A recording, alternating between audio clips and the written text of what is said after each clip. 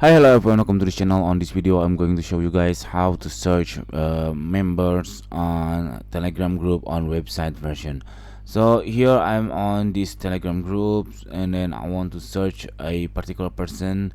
What you have to do first, if you click this magnifier, which is search button, if you search for someone, for instance I will search for Alex, it will search not only the name but also the chat. For instance I will search for love English.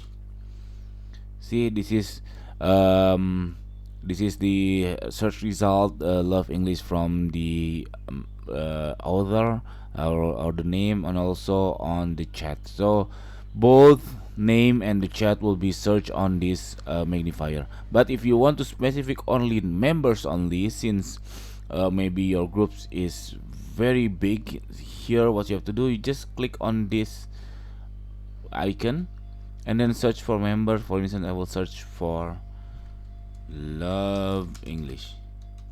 See, now I have found this person love English on this group, and then I can click to it, and then all the chat from this love English will be returns on this search box.